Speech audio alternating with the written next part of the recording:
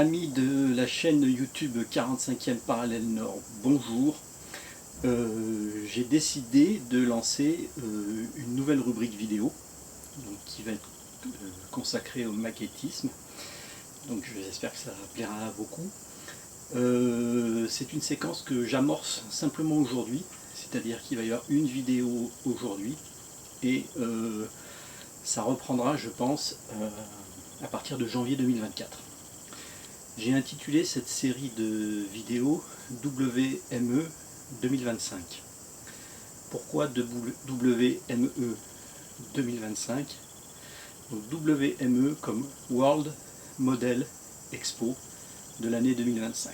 C'est-à-dire qu'en 2025, il va y avoir à Paris une exposition et un concours mondial de maquettisme et de figurines, donc au niveau international. Donc là où vont se confronter les plus grands maquettistes du monde. Et pour ceux qui suivent un petit peu mes vidéos, notamment la rubrique Duramart, qui traite de maquettisme et de figurines, en 2022, donc à l'été 2022, en juillet 2022, j'ai décroché une médaille de bronze en catégorie Open Master Diorama. C'est-à-dire que Master, c'est la catégorie la plus élevée. La médaille de bronze ne récompense pas un classement, un premier, un deuxième, un troisième, mais récompense un niveau de travail. Donc quand vous êtes en médaille d'or, c'est parfait. Quand vous êtes en médaille d'argent, vous pouvez vous améliorer. Quand vous êtes en médaille de bronze, vous pouvez encore bien vous améliorer. Mais disons que déjà décrocher une médaille de bronze, au niveau master, c'est déjà beaucoup. Et j'ai décidé, pour le mondial 2025 de Paris, donc de créer une scénette pour décrocher au mieux, j'espère, la médaille d'or, sinon la médaille d'argent. Cette scénette n'existe pas. Je pars d'une feuille blanche, carrément d'une feuille blanche, et donc je vais vous exposer le projet, et tout le temps où je vais créer cette scénette, créer les maquettes, créer le diorama, ce sera filmé et je vous expliquerai ce que je fais, quelles sont les techniques que j'emploie et voilà comment je vais arriver au bout. Je pense que entre janvier 2024 et juillet 2025, un an et demi, ça va être très très juste pour faire ce que j'ai envie de faire, parce que ça va être pas très grand, mais ça va être très très très détaillé et donc forcément compliqué à réaliser. Donc je vais vous présenter le projet là tout de suite et j'espère que à partir du mois de janvier, parce qu'en ce moment j'ai pas le temps, franchement j'ai beaucoup d'occupations personnelles et le soir et le week-end j'ai pas le temps et j'ai pas la tête, surtout j'ai pas l'esprit de faire du maquettisme. Donc vraiment je serai libéré à partir de janvier 2024, mais je vais vous présenter le projet et j'espère que vous allez suivre pendant un an et demi. Je ne sais pas combien il y aura de vidéos parce que je ne sais pas à quelle fréquence je vais travailler, je ne sais pas combien de temps, tout dépend de mon état d'esprit, mais on va partir d'une feuille blanche et on va aller jusqu'à la réalisation finale de la maquette, du diorama, et jusqu'à l'exposition concours de 2025. Allez, je vous présente ça. Donc, dans un premier temps, je vais vous présenter le projet, la scénette, et ensuite je vous présenterai les trois éléments principaux qui vont être sur cette maquette et je vais vous expliquer la difficulté de réalisation de chacun de ces trois éléments principaux. Alors je vous ai fait un petit, je ne sais pas si vous voyez bien, un petit crowbar comme ça. Donc la scénette, on appelle ça une scénette parce que bon, c'est un diorama mais qui est assez petit, donc qui fera environ ces dimensions-là. C'est-à-dire grosso modo 20 par 20. Donc c'est une base qui est relativement petite et je vous expliquerai l'importance d'avoir des bases petites malgré qu'on peut avoir des éléments plus gros dessus. Donc environ 20 par 20 qui va représenter le front de Normandie, la bataille de Normandie de juillet 1944, début juillet 1944, c'est-à-dire que les Américains ont déjà bien progressé, il y a eu déjà pas mal de batailles de chars. Donc on est ici sur une route normande, et où va passer un char Sherman américain. Donc on verra que la réalisation du char américain en lui-même ne va pas être très difficile. Ce qui va être beaucoup plus difficile, c'est tout ce qu'il va y avoir dessus, puisque je vais mettre environ 10 à 12 figurines, c'est-à-dire qu'il y aura les chefs de char, les conducteurs du blindé, l'équipage du blindé, qui transporteront, bon, mes petits bonhommes on les voit pas très bien, des parachutistes de la 101e division airborne, qui seront donc sur le char et qui se feront transporter.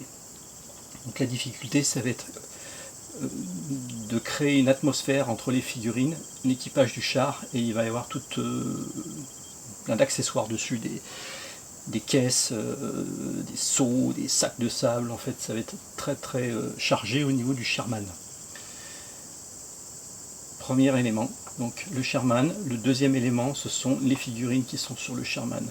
Le troisième élément qui sera le plus important, c'est une épave ici de char allemand qui est un Panther, qui sera donc détruit. Donc la difficulté de la réalisation de ce char, c'est qu'il est détruit, il va être éclaté et il va être partiellement brûlé. C'est-à-dire qu'il ne sera pas complètement brûlé comme certaines épaves que j'ai déjà faites, il sera partiellement brûlé, aux 2 tiers brûlé, 1 tiers avec son camouflage. Plus les chenilles seront éclatées, etc. Je vais vous montrer un exemple sur un magazine. Et la difficulté supplémentaire, c'est qu'il sera à moitié, enfin partiellement immergé dans un marais. Un marais, un étang. Alors je sais qu'il n'y a pas beaucoup d'étangs, peut-être pas beaucoup de marais en Normandie, mais bref, c'est pour augmenter la difficulté de la chose. Partiellement immergé, détruit, calciné et hyper détaillé, on va voir pourquoi. Donc important, je ne sais pas si vous voyez bien aussi, important pour moi de respecter le diorama à 3 étages, ce que j'appelle 3 étages. Si vous faites un diorama plat comme ça et que vous mettez, admettons que ça ce soit un blindé ou un véhicule, que vous mettez déjà votre véhicule sur un seul plan et parallèle à vos côtés, ça c'est à proscrire parce que ça manque de dynamisme, ça manque de mouvement. Déjà la première des choses, c'est de mettre vos véhicules en diagonale ou vos bâtiments en diagonale. Ça c'est la première des choses. Et surtout, c'est d'avoir plusieurs étages. Si vous faites plusieurs étages, ça donne beaucoup plus d'intensité à votre scénette, à votre diorama. Donc ici, je ne sais pas si vous voyez bien, il y aura 3 étages. Le premier étage qui est le char allemand détruit dans son étang.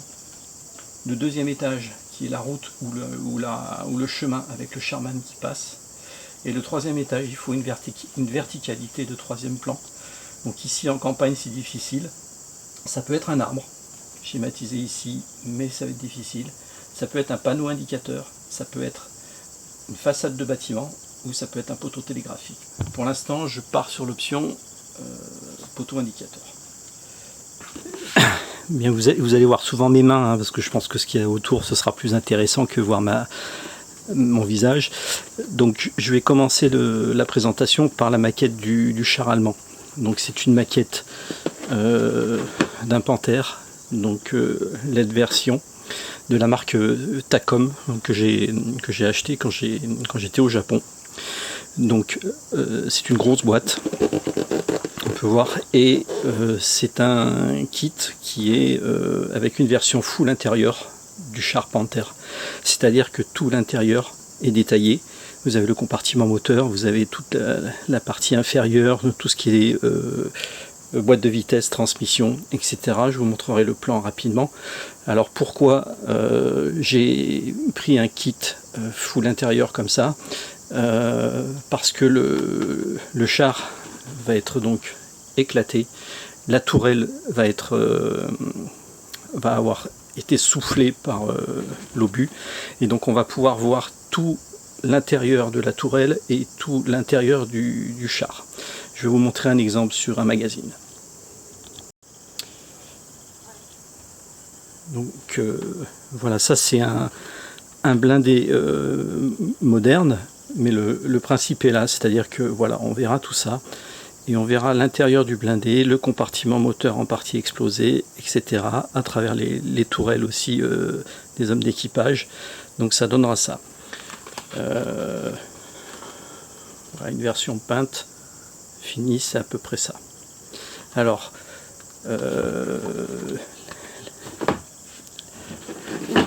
la difficulté, c'est que à l'intérieur d'un blindé qui a brûlé, vous avez des éléments comme par exemple les assises de siège, les dosseraie de siège ou les étuis à chargeur qui sont en toile. Tout ça, ça a brûlé.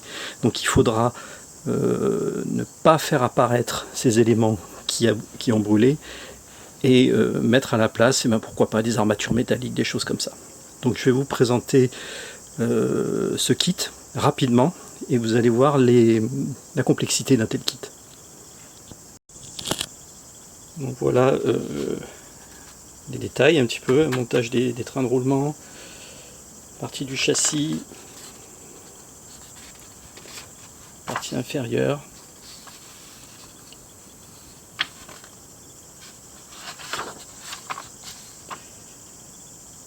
partie basse, hein, donc déjà des éléments de détail à l'intérieur. Voilà, ça commence à prendre forme. Les différents compartiments, toutes comment dire, les caisses qui reçoivent les obus. Donc là on peut déjà se poser une première question. Un char qui a brûlé, que sont devenus les obus? Est-ce qu'ils ont explosé? Est-ce qu'ils ont disparu? Comment on va les faire apparaître? Les chenilles que je vais vraisemblablement être, les maillons de chenilles que je vais vraisemblablement être obligé de remplacer par des chenilles en métal pour avoir la bonne forme d'une chenille éclatée. Sinon avec des maillons plastiques c'est parfois un peu trop raide. Voilà le moteur. Toute cette partie là. Partie du moteur c'est pareil, on a des durites. Si ces durites ont brûlé, comment je vais les faire apparaître? Mise en place du moteur. Mise en place des différents éléments intérieurs.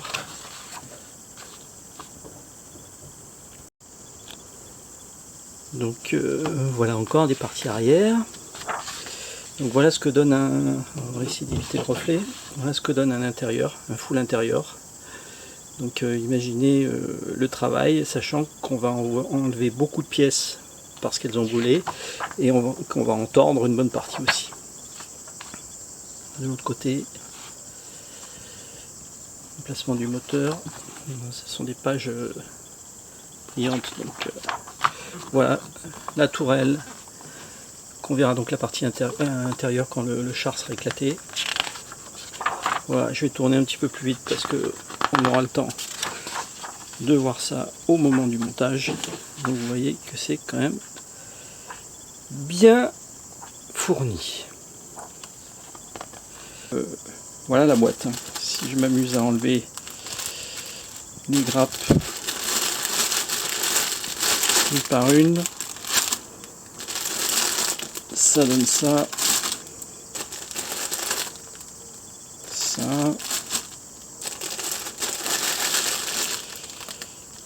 voilà,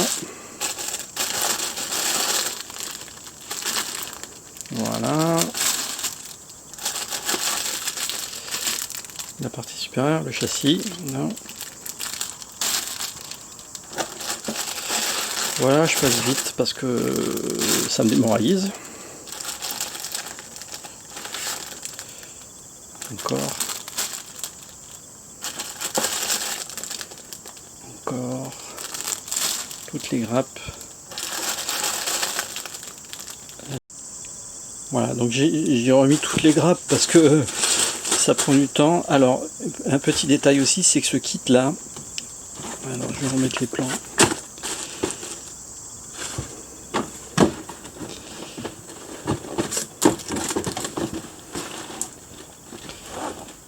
Je cherchais une autre version de ce kit là, parce que ce kit là c'est bien un Panthère qui est allé ou qui a pu aller sur le front de Normandie, seulement il n'est pas zimérité. Alors zimérité, qu'est-ce que c'est? La zimérite, c'est un revêtement que les Allemands mettaient sur les parties verticale ou oblique de leur blindé, c'est-à-dire soit sur le côté, soit sur le glacis avant. Donc c'était un revêtement, une sorte de pâte antimagnétique qui évitait que les ennemis puissent coller des mines dessus. Alors si vous voulez voir un exemple de zimérite, voilà, sur ce magazine, je ne sais pas si on voit bien, ça fait des petits carrés. Donc tout ça c'est un revêtement que les Allemands mettaient sur leur glacis avant, des fois sur la bouche du canon, enfin sur la partie ici du canon et sur le côté. Donc c'était énormément de blindés en Normandie qui étaient comme ça. Donc évidemment, moi en plus, il va falloir que je le fasse. Il va falloir que je mette de la zimérite avec, on verra la technique, sur mon blindé. Voilà pour une présentation assez rapide du Panther. Le deuxième élément donc, qui viendra sur le deuxième étage, comme on a dit, du diorama, donc c'est un 4-3. Donc un Sherman avec un canon de 76. Donc là il est sur front hivernal, front Bastogne. Mais moi je vais le réaliser front Normandie, c'est pas un souci, puisqu'il va être de toute façon recouvert d'énormément de choses. Et vous allez voir que bon, la maquette est quand même beaucoup plus light. On va parcourir le plan rapidement, mais on voit déjà qu'au niveau des pièces, bon, c'est un peu moins fourni, puisqu'il n'y a pas le full intérieur hein, dans celui-ci. Il va être fermé, donc pas besoin de détailler ce qui ne se voit pas. Donc le full intérieur, pas la peine. Voilà le châssis. Ok, donc on va regarder le plan vite fait.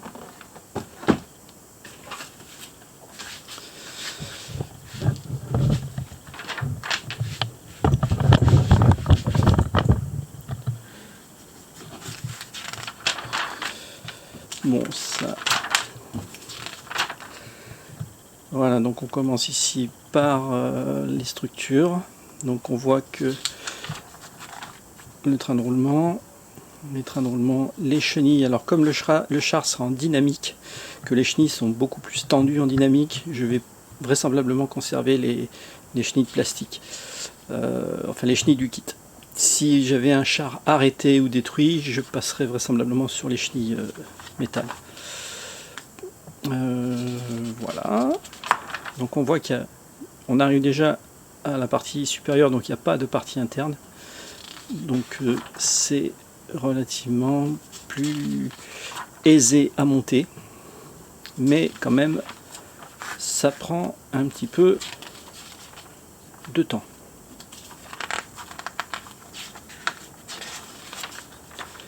Et là donc les versions hivernales, les versions d'un front différent, mais moi je le ferai sur front olive drabe, sur front normand. Voilà pour le Sherman. Le dernier élément, donc c'est, j'ai déjà trouvé cette boîte de figurines à Eindhoven, donc c'est un équipage de char Sherman.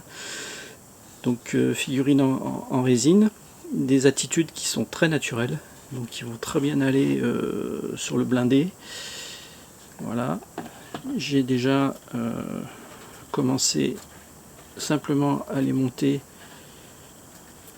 et à les apprêter, c'est-à-dire il y a un après-grille dessus, ça on aura le temps d'en reparler, et ça c'est un groupe de sacs de sable qui va aller sur le glacier avant du Sherman. Alors vous pouvez vous apercevoir que la plupart des figurines sont sans tête, donc j'aurai le temps de détailler ça, parce que les têtes sont pas génialement, enfin c'est pas, la gravure est pas terrible, donc je vais enlever les têtes, mais comme les coiffes de tankistes sont bien détaillées, et ben je vais retirer la tête de la coiffe avec des petites fraises, on verra ça, et je mettrai d'autres têtes d'une autre marque pour que ce soit beaucoup plus réaliste. Voilà pour les trois éléments. Donc je répète, il y a le Panther, le Sherman et les figurines. Donc voilà pour cette présentation rapide du projet. Donc à partir de janvier, j'essaierai d'avoir des moyens techniques un peu plus sophistiqués, un peu moins brouillons pour que vraiment ce soit bien filmé et stable. Et on va montrer comment monter inventaire aussi détaillé, toutes les parties, comment monter un Sherman, comment associer les figurines, comment faire un marais avec de la résine à inclusion. Donc ce qu'il faut déjà, c'est ne pas monter entièrement le char allemand, puis monter entièrement le char américain, puis monter les figurines. Il faut monter ensemble, un peu le char allemand, un peu le Sherman, un peu les figurines, et au fur et à mesure de l'évolution du projet, présenter les éléments sur le socle.